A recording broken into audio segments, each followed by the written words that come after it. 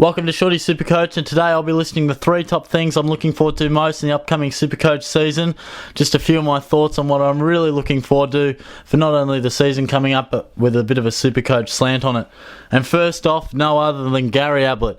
It's normally this stage of the year that we're looking at Gary Ablett, scratching our heads going, do we, don't we? There's a forum here, there's a convo here, discussion here, I'm inboxing this bloke, should I pick him up? Is he too expensive? Do I wait for him, And it always divides into 2 camps. You've got Mr. Bloke over here who's going, nah, mate, don't worry, just wait 5 rounds, we'll pick him up when his price drops.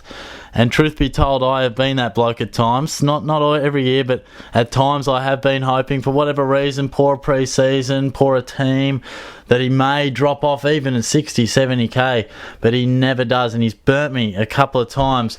And you do also have the group of people who just lock him in every year, no matter what his price. Lock in the greatest player of the modern era is the call they say, but this year we do not have to worry about it. He's at a delicious 623,000, which you just absolutely lock him in.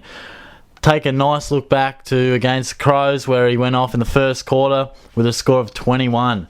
Thankfully, if it wasn't for that score of 21, where he put his average down to 115.5 from his 6 games last year, we'd be sitting here probably with a similar conundrum on our hands whether to pick Ablett or not. So it's just fantastic to finally have a pre-season where it's just an absolute no-brainer, because you always want to pick him, but no matter what way you look at it, it is tough to spend 700 plus K on a player, even of Ablett's ilk, which has hurt people in the past. So I'm looking forward to just picking Ablett in my team, whacking the C on him more often than not, sitting back and watching the little master go to work. So it'll be very, very good for this season.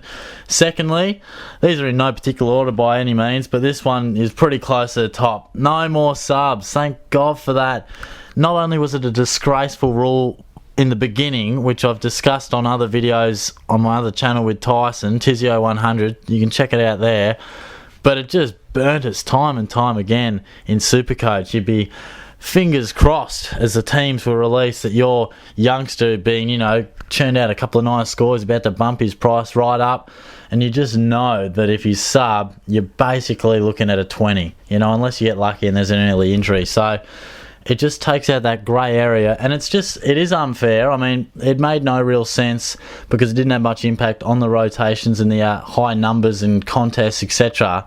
So it just ended up being this real hindrance to the game. So thank goodness it is gone, and it'll just help us immensely. At least if a guy's picked, he will play. If he's not, he's not. It's as simple as that. And even some of our premium players, sometimes at times it'd be a player who just comes off at 3/4 time because he's a little bit sore, game's done. It just can kill you. Time and time again, I just think it takes out that grey area, which is great. So no longer do we have to consider and guess whether this player will be sub, and there's certainly no pattern to it. Sometimes young guys are playing good footy, other clubs opt for experienced players, pacey guys, this guy, that guy. There's no pattern to it. It's an absolute luck game, so it's great to finally have the sub rule out. No green vest, no red vest, don't worry about it. If your player's playing, if he's not injured, he'll be playing, 70 to 85% game time, which is absolutely fair enough. He won't be taken off, and that'll be a great weight off our minds, because I really do think that it was just unfair at times that a player could cop a 20 or a 30 simply by team rotation and coaching decisions and managing players. So that'll be a great thing for this season.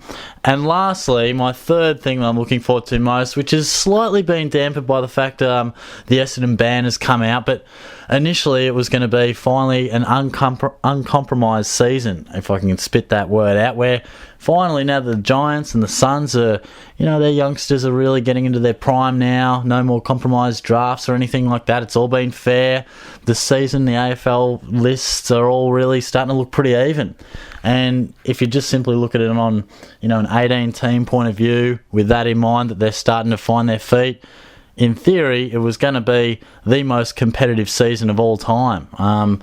As many clubs as there ever been, more travel, greater depth, much harder to be great at, dominating this game. So, yes, the Bombers, I suppose, there's going to be a lot of cheap guys because of the top-up players and things like that. So it kind of dampens my point there, but nonetheless I do think it'll be a great even season, so it'll be very, very interesting to see. You really got to dig deep. No longer are there those easy picks where you just know Giants or Suns are going to get games. I know there's probably going to be a few Bombers that get gifted games, but nonetheless I still think it's going to be really good to look forward to this season. A really even comp, and you really got to do your research because it is as even as it has ever been and as competitive for spots as ever. So really looking forward to that. But undoubtedly those three are the things I'm looking forward to most.